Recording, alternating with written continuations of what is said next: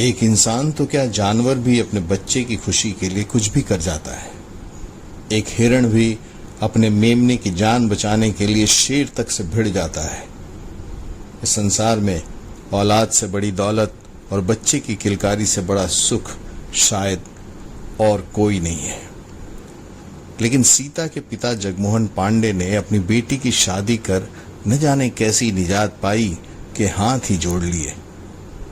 ये क्या था, क्यों हुआ और आगे क्या सिलसिला चला, ये एक हैरान और दिल दहला देने वाली कहानी है।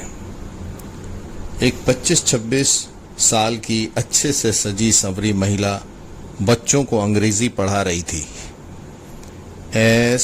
SONDAY संडे,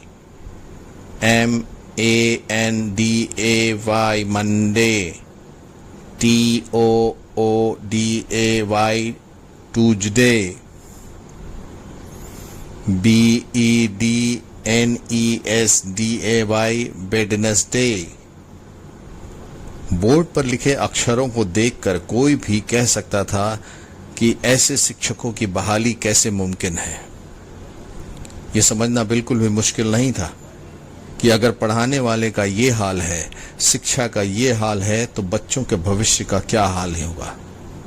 सारे शब्दों की स्पेलिंग गलत थी। बहरहाल शहर के किसी और हिस्से में एक युवक पर चाकू से हमला होता है।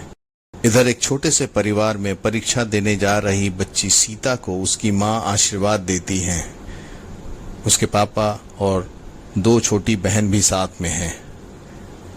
माँ कहती हैं, परीक्षा में सही सही लिखना, ठीक है बेटा, हिम्मत मत हारना।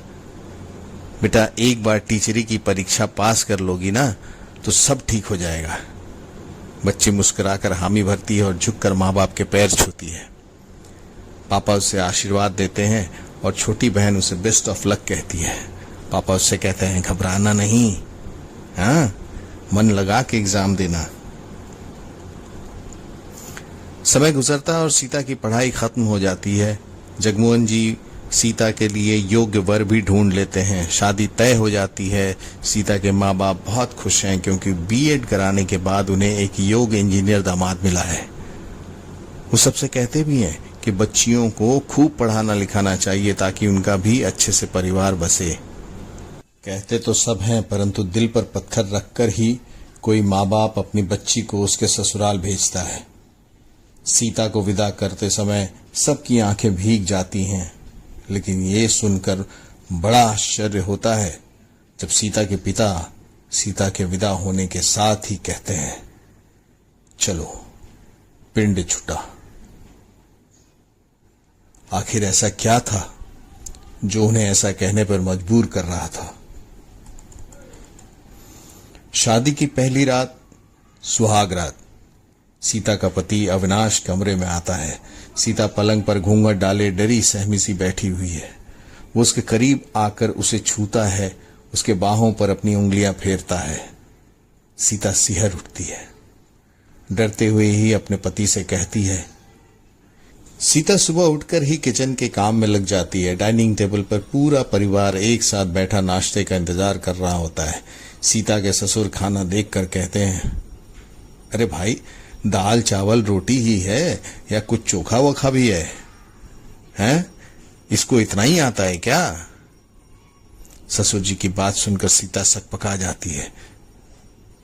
लेकिन ससुर जी स्थिति को तुरंत भाप कर अपनी बात ही पलट देते हैं और हंसते हुए कहने लगते हैं, अरे भाई, बेटी के लिए बहू लाए हैं, कोई बावर्ची थोड़ी लाए हैं।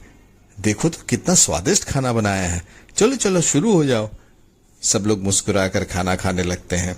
सीता को अपने ससुराल में कोई चिंता नहीं होती है। वो आराम से सबके साथ मिलजुल कर रहने लगती है। आखिर ऐसा ससुराल भी तो नसीब वाली बच्चियों को मिलता है। तकरीबन 6-7 महीनों बाद सीता अपने मायके आती है। वो बहुत खुश नजर आती है। माँ तो उसे देखते ही सवालों की झड़ी लगा देती है। वो कैसी है, ससुराल में खुश तो है ना, किसी से कोई शिकायत तो नहीं? सीता कहती है, खुश नहीं, बहुत खुश हूं माँ।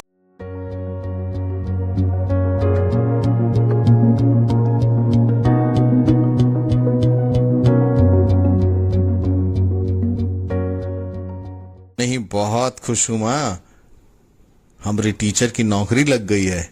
इनकी जान पहचान का स्कूल था तो झट से नौकरी लग गई। अब नर्सरी के बच्चों को पढ़ाना है वहां। मां, अरे वाह, ये तो बहुत अच्छी बात है। लेकिन पिता कहते हैं, अरे ये नौकरी वोकरी की क्या जरूरत है, दामाद जी की कमाई से घर नहीं चलता का? वैसे भी तो औरत घर की शोभा होती है। उससे मां कहती, ये क्या बात कर रहे हैं आप, रहने दीजिए अपने पुराने विचारों को। सब बढ़िया है, सब बहुत बढ़िया है, बहुत अच्छा किए। चलो चलो चलो चलो, बात करनी है बहुत सी। मां खुशी खुशी सीता को घर के अंदर ले जाती है, परंतु ना जाने क्यों पिता का चेहरा चिंता में डूब जाता है। सीता नियमित तौर से स्कूल जाना शुरू कर देती है। एक दिन स्कूल की छुट्टी के बाद वो घर का रुख करती है, जैसे वो हर दिन किया करती थी। लेकिन जल्दी ही उसे एहसास हो जाता है कि कोई उसका पीछा कर रहा है। वो अपनी रफ्तार बढ़ा देती है, लेकिन पीछा करने वाला सीता का पीछा करना नहीं छोड़ता। सीता और तेज चलने लगती है। वो जानबूझकर मेन रोड से हटकर बगल वाली कॉलोनी की गलियों में चली जाती है, ताकि अगर कुछ उल्टा सीधा वो व्यक्ति करे तो शोर मचाकर मोहल्ले वालों को इकट्ठा कर ले। लेकिन वो व्यक्ति पीछा करना नहीं छोड़ता और अपनी भी रफ्तार बढ़ा देता है। दोनों के बीच के फासले और कम हो जाते हैं। सीता हिम्मत करके उस व्यक्ति का सामना करने के लिए पलटती है और साहस बटोरकर पूछ बैठती है कि वो क्यों उसका पीछा कर रहा है। लेकिन आश्चर्य की उस व्यक्ति को देखते ही सीता के चेहरे की हवाइयां उड़ जाती है। व्यक्ति बड़ी कुटिल मुस्कान के साथ कहता है, आपसे कुछ बात करनी है टीचर जी। इतना सुनते ही सीता उल्टे पांव भागती है। उस व्यक्ति की मुस्कान कुटिलता में बदल जाती है। सीता नियमतः संध्या आरती करती है और सास ससुर को आरती देने के बाद पूरे घर में दिया दिखाती हुई बाहर आंगन में जाने के लिए जैसे ही मुड़ती है कि उसे वही शैतान उसके घर के बाहर उसे घूरता हुआ नजर आता है। सीता की हालत खराब हो जाती है और वो झट से अंदर जाने के लिए मुड़ती है और पति से टकरा जाती है।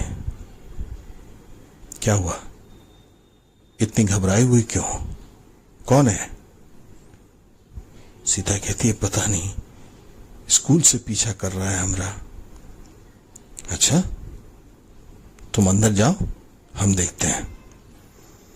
इतना कहे अविनाश बाहर देखने लगता है, परंतु उसे वहां कोई भी नजर नहीं आता। इधर अंदर घर में बहू को घबराया देखकर सास उससे घबराने का कारण पूछती है। सीता कहती है कि उसका कोई पीछा कर रहा है। ससुर जी फोन उठाकर पुलिस को फोन करने लगते हैं। तभी अविनाश आकर कहता है कि कोई जरूरत नहीं है, क्योंकि वहां कोई भी नहीं है। स्कूल और घर की घटना को लेकर सीता और अविनाश परेशान थे। रात हो चुकी थी। सीता अपने बिस्तर पर अकेली ही सोती दिख रही थी। लेकिन परेशान करने वाली बात यह थी कि उसे सोता हुआ देखने वाला कोई और नहीं बल्कि वही व्यक्ति था जिसने स्कूल से निकलने के बाद सीता का पीछा किया था और संध्या आरती के बाद उसे घूर रहा था। खिड़की के बाहर खड़ा वो सीता को देख रहा था कि अचानक एक हाथ उसके शर्ट के कॉलर पर पड़ता है और घसीटता हुआ दूर ले जाता है। अविनाश सोया नहीं था। उसे शायद इस बात का अंदेशा था कि हो न हो वो व्यक्ति आएगा जरूर। दोनों के बीच जबरदस्त हाथापाई होती है। अविनाश उसकी जम के धुलाई करता है, जबकि वो व्यक्ति बार बार अविनाश से कहता रहता है कि उनको उसकी पत्नी के बारे में कुछ बताना है, परंतु अविनाश कुछ सुनने को ही तैयार नहीं होता। झगड़े की आवाज से सीता की नींद भी खुल जाती है और पड़ोसी भी हो हल्ला सुनकर बाहर चले आते हैं। अपने आप को किसी तरह से अविनाश से छुड़ाकर वो व्यक्ति जाते जाते कहता है कि लड़ाई झगड़े से कोई फायदा नहीं है। वो तो उन लोगों को ये बताना चाहता है कि उन लोगों के साथ धोखा हुआ है और एक न एक दिन बहुत पछताना पड़ेगा। अविनाश पलटकर गुस्से में जवाब देता है कि अगर वो दोबारा दिखा तो काट कर रख देगा। वो व्यक्ति वहां से गुस्से में बड़बड़ाते हुए चला जाता है। अविनाश सीता को घूरता हुआ घर के अंदर चला जाता है। आखिर कोई पति अपने पत्नी के बारे में कैसे कुछ सुनकर बर्दाश्त कर सकता है।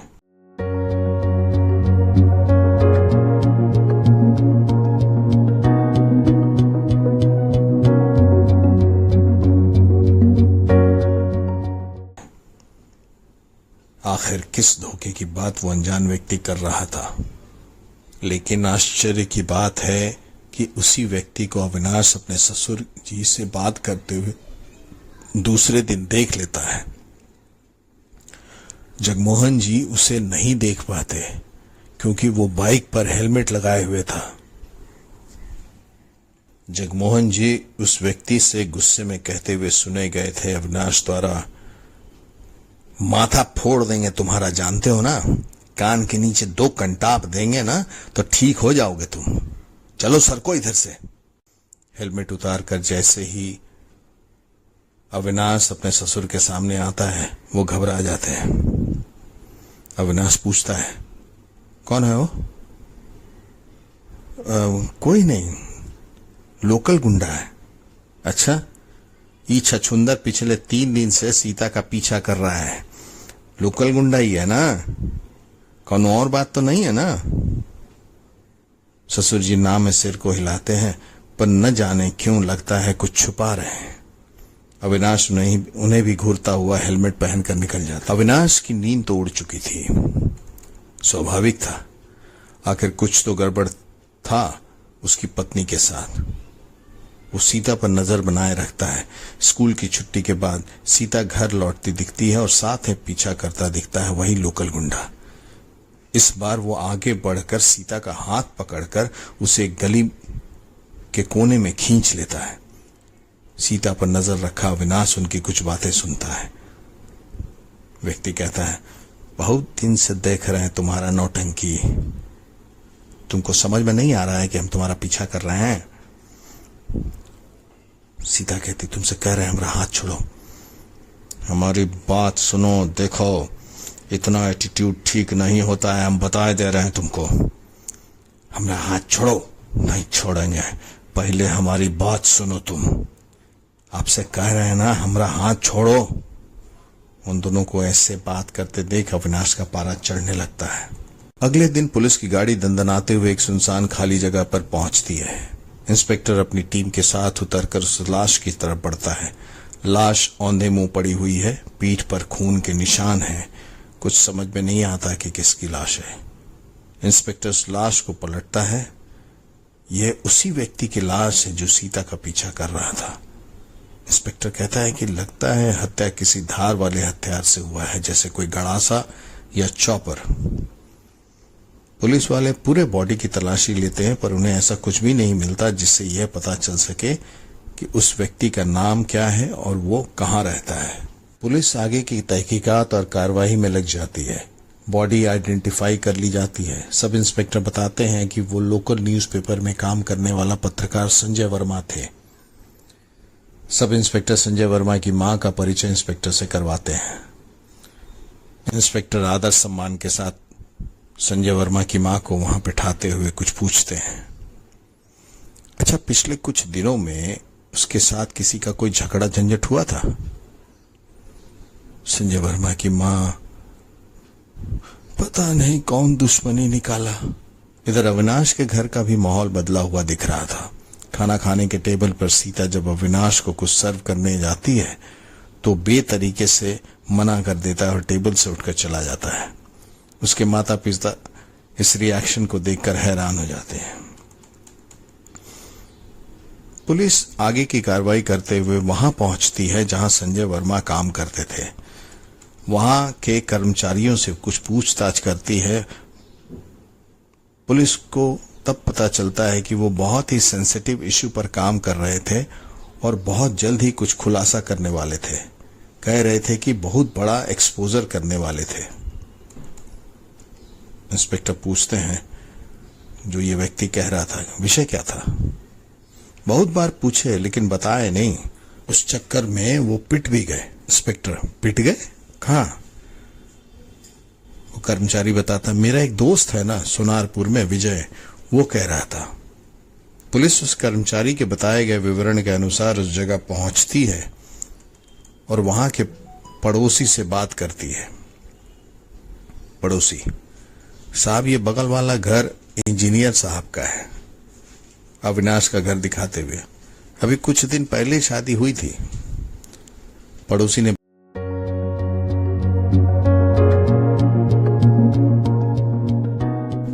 ने बताया कि एक दिन इंजीनियर साहब का किसी व्यक्ति के साथ रात में काफी झगड़ा हुआ था। इंजीनियर साहब उसको मारने की धमकी भी दे रहे थे। कह रहे थे कि इतना मारेंगे कि हड्डी पसली भी जोड़ नहीं पाएंगे। लेकिन सामने वाला व्यक्ति यही कह रहा था कि उन लोगों के साथ धोखा हुआ है। अविनाश की पत्नी ने उनके साथ धोखा किया है और एक दिन वो बहुत पछताएंगे। पुलिस पड़ोसी की बात सुनकर अविनाश के घर पहुंचती है। इंस्पेक्टर: अविनाश कौन है? जी मैं हूं। इधर किसी से मारामारी हुआ था आपका? सर, हम नहीं जानते थे उसको। सर, वो लड़का हमारी बीवी का पीछा करता था स्कूल जाते वक्त, और यहां बाहर सड़क पर खड़ा होकर घर की तरफ देखता रहता था। इंस्पेक्टर सीता से पूछते हैं: आप जानते थे उनको? अविनाश जवाब देते हैं: ये जानती तो नौबत ही नहीं आती ना इन सब बातों की। इंस्पेक्टर कड़क आवाज में कहते हैं: जिनसे पूछा है वही जवाब दें तो बेहतर होगा। सीता घबराई हुई कहती: नहीं, हम नहीं जानते। इंस्पेक्टर: अविनाश, परसों आप कहाँ थे? जी ऑफिस में था, बस हमने उस लड़के को धमकाया था। इंस्पेक्टर: ठीक है, जरूरत पड़ेगी तो फिर पूछताछ करेंगे। इतना कहकर पुलिस वहां से चली जाती है। अविनाश गुस्से में सीता से कहता है: सामान बांध लो अपना। बोला, सामान बांध लो अपना अभी। इतना कहकर अविनाश वहां से चला जाता है। सीता कुछ समझ में नहीं आता है। उसके सास ससुर को देखकर लगता है कि वो बहुत कुछ जानते हैं। इधर सीता के मायके में सीता की दोनों बहनें घर में बैठकर टीवी देख रही हैं। तभी पांडे जी आकर उनसे कहते हैं: अरे क्या बेटा, तुम लोग दिन भर टीवी देखते रहते हो, थोड़ा बहुत पढ़ लिख लिया करो। हैं? दीदी को देखो, बीएड कर ली तो अच्छी जगह ब्याह हो गया ना। बीएड ना करती तो। तभी पापा के पीछे से सीता घर में आती है। दोनों बहनें खुशी से झूम जाती हैं और एक साथ चिल्लाती: दी। लेकिन सीता के सहमे चेहरे को देखकर घर में सारे लोग सहम जाते हैं। सब उसे देखते रहते हैं। सीता रोते हुए कहती है: वापस भेज दिया हमको। इतना सुनते ही जगमोहन पांडे जी की नींद उड़ जाती है। वैसे तो घर में सब घबरा जाते हैं, लेकिन जगमोहन पांडे ज्यादा घबराते हैं और दूसरे दिन अविनाश से मिलने के लिए किसी और जगह उसे बुलाते हैं। जगमोहन पांडे: क्या बात है बेटा, क्या हुआ है? काहे उसे घर भेज दिए? बिटिया तो कुछ बता ही नहीं रही है।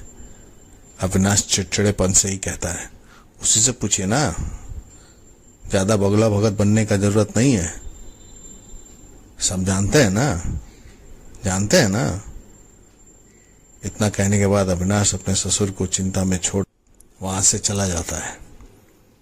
इन सारी बातों से परेशान होकर सीता खाना पीना छोड़ देती है और वो दिन रात रोती रहती है। उसकी छोटी बहनें भी दीदी को ऐसे देखकर परेशान होती हैं। सीता की मां अपने पति से कहती कि कुछ नहीं तो पता तो कीजिए कि आखिर बात क्या है। जगमोहन पांडे अपनी पत्नी के साथ सीता के ससुराल पहुंचते हैं और उसके सास ससुर से बात करते हैं। वो कहते हैं कि सीता का रो रो के बुरा हाल हो गया है और उसने खाना पीना सब छोड़ दिया है। अविनाश से रिक्वेस्ट करते हैं कि वह उसे वापस अपने घर ले आए। जवाब में अविनाश कहते हैं कि ज्यादा होशियारी करने की जरूरत नहीं है। उन लोगों ने उनके साथ चीट किया है, धोखा दिया है। अविनाश कहते हैं कि आप उसे लाने की बात कर रहे हैं और यहाँ हम उसे तलाक देने की बात सोच रहे हैं। यह सुनकर जगमोहन और उनकी पत्नी अवाक रह जाते हैं। हाथ जोड़कर प्रार्थना करते हैं कि ऐसा अन्याय न करें।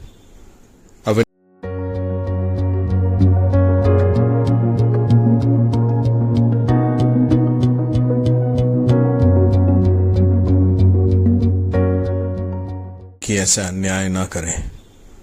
अविनाश वहां से हटकर अपने कमरे में चला जाता है। कुछ बातें तो हैं जो उसे खाए जा रही हैं। सीता भी रो रो कर अपना बुरा हाल किए हुए है। इधर हम अविनाश को कुछ डिसीजन लेते हुए देखते हैं और उधर सीता को भी कुछ डिसाइड करते हुए देखते हैं। सीता अपने कमरे से निकलकर बाहर चली जाती है और इधर हम अविनाश को अपने कमरे से निकलकर ड्राइंग रूम में अपने सास ससुर के पास आते हुए देखते हैं। अविनाश आते ही कहते हैं कि चलिए ठीक है, हम एक और मौका सीता को देते हैं, लेकिन इसके बाद फिर कोई शिकायत नहीं होनी चाहिए। जगमोहन पांडे और उनकी पत्नी अपने दामाद के इस डिसीजन से बहुत खुश होते हैं और अपने दामाद और समधी का शुक्रिया अदा करते हुए कहते हैं कि आगे भविष्य में उनकी बेटी की तरफ से कभी कोई शिकायत नहीं होगी। अविनाश अपने सास ससुर से कहता है कि चलिए मैं आप लोगों को घर छोड़ देता हूं। रास्ते में हम सास ससुर और दामाद को बहुत अच्छे तरीके से बात करते हुए देखते हैं और ऐसा लगता है कि सारी परेशानियां खत्म हो गई हैं। बात करते करते अविनाश और उनके सास ससुर घर पहुंचते हैं, परंतु अचानक जो देखते हैं उससे उनके होश उड़ जाते हैं। सामने सीता की लाश पड़ी हुई है। सर के पास से खून की धार बहती हुई देखी जा सकती है। मां का रो रो कर बुरा हाल हो जाता है। लाचार पिता अपनी बेटी की लाश के सामने रोना शुरू कर देता है। हालात का मारा अविनाश अपनी पत्नी की लाश के सामने बैठकर रोने लगता है। जिंदगी की जद्दोजहद, इसके कारनामे, इसके तिकड़मी तौर तरीके सब धरे के धरे रह जाते हैं जब जिंदगी मौत के आगोश में समा जाती है। एक बेटी दुल्हन के लाल जोड़े में घर से निकलती है और यूं औंधे मुंह अपने ही लाल लहू में नहा जाती है। सीता के ब्याह के बाद घटनाओं का सिलसिला इतनी तेजी से चला कि कुछ समझ में ही नहीं आया।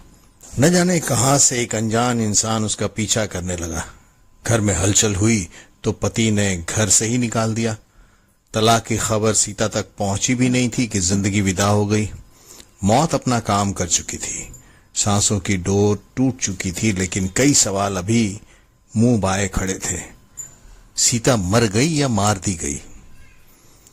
कारण पति था या संजय था या फिर वो खुद? लाश अभी आंगन में पड़ी है। पुलिस के पास कुछ गवाह हैं और अनगिनत सवाल जो लहू के लाल रंग के साथ बह रहे हैं। जगमोहन पांडे पुलिस को रो रो कर बताते हैं। क्या बताएं साहब, बहुत परेशान थी वो। अभी तो ब्याह हुआ 3 सप्ताह पहले, डिवोर्स की नौबत आ गई। ससुराल वालों ने यहां भेज दिया उसको। इधर अविनाश पुलिस को बताते हैं, सर बताए तो थे आपको, एक लड़का रोज सीता का पीछा करता था। इंस्पेक्टर, तो इससे तुम पति पत्नी के बीच में टेंशन काहे हो गई थी? सीता का उसके साथ चक्कर चल रहा था। वो जानती थी लेकिन बोल नहीं रही थी। सर आप एक बात बताइए, वो जानती थी तभी वो लड़का उसके हमारे घर तक आया था ना? सब इंस्पेक्टर, तो इसलिए तुमने उसको माई के घर भेज दिया और वहां वो सुसाइड कर ली? सर हमें क्या पता था ऐसा हो जाएगा। मेरे माँ बाप शादी से खुश नहीं थे। वो लड़का रोज पीछा करता था, लेकिन फिर भी हम सबके बीच में इस बात को लेकर आज कॉम्प्रोमाइज हो गया था। और सर जैसे वहां से यहां आए सीता, इन सारी घटनाओं का विश्लेषण इंस्पेक्टर साहब अपने सब इंस्पेक्टर के साथ करते हुए दिखते हैं। इंस्पेक्टर कहते हैं कि पता नहीं क्यों उनको पत्रकार और इस लड़की के डेथ में कोई कनेक्शन लग रहा है। पता करना होगा इन लोगों के बीच में कोई चक्कर था या बात कुछ और है। सब इंस्पेक्टर को आदेश देते हैं कि संजय वर्मा की मां को पूछताछ के लिए पुलिस स्टेशन बुलाया जाए। पुलिस स्टेशन में इंस्पेक्टर संजय की मां से पूछताछ करते हैं। संजय की मां कहती है, साहब सीता और संजय में कोई रिश्ता तो था नहीं, पर रिश्ते की बात चली थी, लेकिन बेटे ने लड़की को नापसंद कर दिया था। इंस्पेक्टर साहब पूछते काहे? मां बताती हैं कि हम और संजय सीता को देखने उसके घर गए थे। संजय ने सीता से पूछा था, बीएड में क्या सब्जेक्ट था आपका? इंग्लिश, हिंदी और प्रोटिकल साइंस। प्रोटिकल साइंस सुनकर संजय को थोड़ा अटपटा सा लगता था। संजय ने पूछा, प्रोटिकल साइंस? अच्छा, मतलब पॉलिटिकल साइंस? सीता कहती, जी जी वही। संजय कहते, ये पॉलिटिकल साइंस में क्या पढ़ाते हैं? सीता कहती हैं, जी खाना बनाना, सिलाई, कढ़ाई और बुनाई।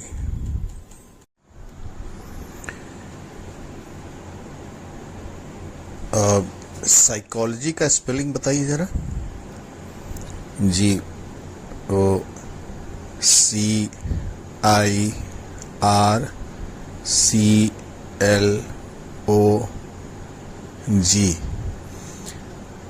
इतना सुनते ही संजय वहां से चला जाता है। उसे समझ में आ जाता है कि सीता कितनी पढ़ी लिखी है, या बेवकूफ या अनपढ़। संजय के जाते ही उनकी माँ भी उठती है और जगमोहन जी को और उनके परिवार को कहती है कि वो संजय को देख कर आती है। संजय की माँ, क्या हुआ बेटा? लड़की तो बहुत तेज है, सब चीज का फट फट जवाब दे रही है। संजय कहता है, सारा गलत जवाब दे रही है अम्मा। पॉलिटिकल साइंस को प्रोटिकल साइंस कह रही है, और कह रही है पॉलिटिकल साइंस में खाना बनाना सिखाते हैं, और साइकोलॉजी का स्पेलिंग CIL बता रही है। ऐसी लड़की से शादी करके जिंदगी खराब करना है हम कुछ को? या एकदम डम लड़की है, भुसगोल है। संजय की माँ कहते, अरे तुम संजय बेटा क्या बोल रहे हो? वो बीएड है, बीएड। सब फर्जी डिग्री है अम्मा। पुलिस छानबीन बढ़ाती है और यूनिवर्सिटी पहुंच जाती है। यूनिवर्सिटी में डिग्री दिखाते हुए बताते हैं वहां के एक स्टाफ, हाँ सर ये देखिए, सीता पांडे बीएड, डिग्री एकदम जेन्युइन है। पुलिस वहां से निकलने के बाद सीता के स्कूल पहुंचती है जहां वो पढ़ाया करती थी, लेकिन वहां पुलिस को प्रिंसिपल से कुछ और भी पता चलता है। पुलिस को पता चलता है कि वो टीचर थी, बीएड की डिग्री भी थी उसके पास, लेकिन यह स्कूल जो था वो ट्रस्ट वालों का स्कूल है। ऊपर से प्रेशर आया था, इंजीनियर की पत्नी थी इसलिए नौकरी देनी पड़ी। और वो क्या पढ़ाती थी, कैसे पढ़ाती थी, यह पुलिस खुद परख ले तो ज्यादा बेहतर होगा। इतना कहकर प्रिंसिपल साहिबा पुलिस के सामने एक छोटा सा वीडियो रख देती हैं। यह वीडियो वही वीडियो है जो कहानी के शुरू में हमने देखा था, एक महिला को संडे, मंडे, ट्यूसडे पढ़ाते हुए, जहां हर शब्द की स्पेलिंग, वर्तनी गलत थी। SUNDAY की जगह लिखा था SONDAY संडे, MONDAY की जगह लिखा था MADAY मंडे, TUESDAY की जगह लिखा था TOODAY ट्यूसडे। अब जब सारे सवाल पुलिस अविनाश से करती है तो अविनाश कहता है, धोखा दिया है लड़की वालों ने उन्हें। इंस्पेक्टर कहता है, क्या? जब शादी ठीक किए थे तब नहीं दिखा था क्या? अविनाश कहता है, नहीं सर, बिल्कुल नहीं, सब कुछ रटा के रखा था तोता की तरह। जब हम सीता को देखने के लिए गए थे तो उनके पिताजी बिटिया को लेकर आए थे और वही सब कुछ बता रहे थे। जगमोहन पांडे 1 नंबर स्टूडेंट है, इस साल बीएड निकाली है। हिस्ट्री, ज्योग्राफी, साइंस का कौनो सवाल पूछिए एकदम फटाफट जवाब देगी। अभी देखिए बेटा, गुरुत्वाकर्षण बल का मीनिंग बताओ तो। सीता सहमी में बताती है, जिस शक्ति से धरती अपनी ओर हर चीज को आकर्षित कर ले उसे गुरुत्वाकर्षण कहते हैं। क्या बात है। अच्छा, जस्टिफिकेशन की स्पेलिंग बताओ तो। JUSTIFITION।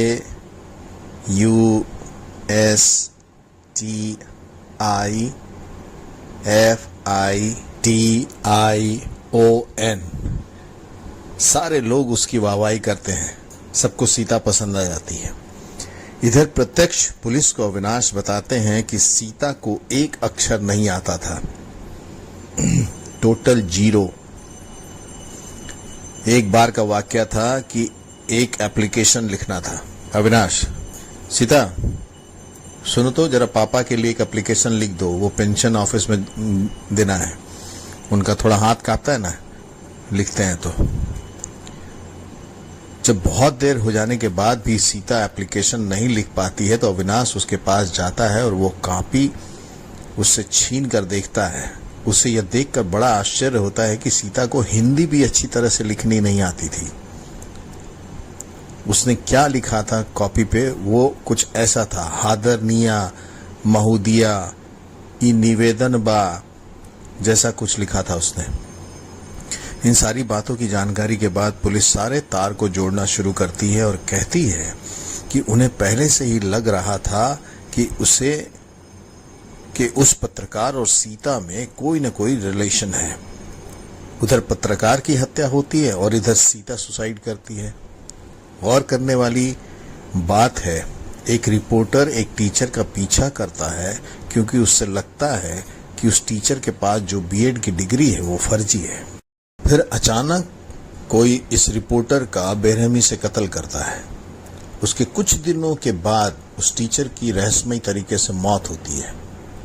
हो न हो ये सब घटनाएं एक दूसरे से ताल्लुक रखती हैं। इंस्पेक्टर साहब अपने सब इंस्पेक्टर से पूछते हैं कि संजय के केस में कोई लीड मिला। सब इंस्पेक्टर साहब कहते हैं कि उन्होंने अपने सारे लोगों को अलर्ट कर दिया है। पुलिस के लोग अलग अलग जगह पर पूछताछ करते हुए नजर आते हैं। उन्हीं पुलिस कर्मियों में से एक की नजर साइकिल पर चाकू धार करने वाले पर पड़ती है। वो देखता है कि धार करने वाला चाकू पर धार नहीं कर रहा है बल्कि एक चॉपर, जो बड़ा सा चाकू होता है मीट वीट काटने के लिए, उसे धार कर रहा है। पुलिस चॉपर के मालिक को बुलाती है और उससे पूछताछ करती है। पता चलता है कि जिनका चॉपर था उनके एक पड़ोसी हैं, उनको जरूरत पड़ी थी तो यह चॉपर वो उनको देकर आए थे। पुलिस जब उस पड़ोसी के पास पहुंचती है जिनको चॉपर की जरूरत थी तो पता चलता है कि यह वही सज्जन हैं जो यूनिवर्सिटी एग्जामिनेशन डिपार्टमेंट में पुलिस को मिले थे और जिन्होंने बताया था कि सीता की डिग्री जो है वो जेन्युइन है। पुलिस उन्हें घसीटकर पुलिस स्टेशन ले जाती है। अच्छी खासी धुलाई के बाद वो बोलना शुरू करते हैं कि माजरा क्या है। वह बताते हैं कि संजय को सब पता चल गया था कि यूनिवर्सिटी एग्जामिनेशन में धांधली चल रही है। पुलिस के धमकाने के बाद वह सज्जन बताना शुरू करते हैं कि वह धांधली थी असली डिग्री नकली कैंडिडेट को दिलाने की। पुलिस पूछती है कि संजय को पता चल गया था इसलिए उसका कत्ल कर दिया। तो फिर यूनिवर्सिटी का वो स्टाफ बताता है कि ऐसी कोई बात नहीं है। एक कैंडिडेट थी सीता पांडे, जिनके पिता जगमोहन पांडे आकर उनसे मिले थे और उन्होंने कहा था कि ऐसी कोई डिग्री दिलवा दे उनकी इंटर पास बेटी को ताकि उसकी शादी ठीक हो जाए। जगमोहन पांडे उनसे कहते हैं कि उन्हें डिग्री सिर्फ इसलिए चाहिए थी कि उसकी शादी ठीक हो जाए, नौकरी वोकरी से उनको कुछ लेना देना नहीं है। इसके बाद जगमोहन पांडे को पूरी स्कीम समझाई जाती है कि सारा काम हो जाएगा, 1.5 लाख रुपए लगेगा। उनको एक फॉर्म दिया जाता है भरने के लिए और कहा जाता है कि इस फॉर्म में उनकी बेटी का नाम होगा, लेकिन फोटो जो चिपकेगी वो उनके किसी कैंडिडेट की होगी। जब परीक्षा का समय आएगा तब भी फॉर्म पर नाम सीता का ही होगा, लेकिन फोटो जो चिपका हुआ होगा वो उनके कैंडिडेट का होगा।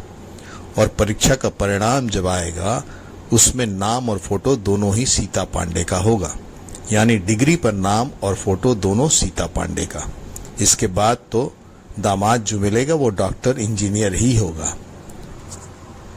सीता पांडे को डिग्री दिलवा देने के कुछ दिनों बाद ही जगमोहन पांडे फिर से उस स्टाफ के पास आए थे और उन्होंने कहा था कि एक लड़का है जिसको इस फर्जीवाड़े के बारे में पता चल गया है। वह एकदम से पीछे पड़ गया है कि वह इस चीज को एक्सपोज करेगा और इसमें जितने लोग शामिल हैं उन सब का नाम भी अखबार में डालेगा। जगमोहन पांडे उस लड़के का नाम संजय वर्मा बताते हैं।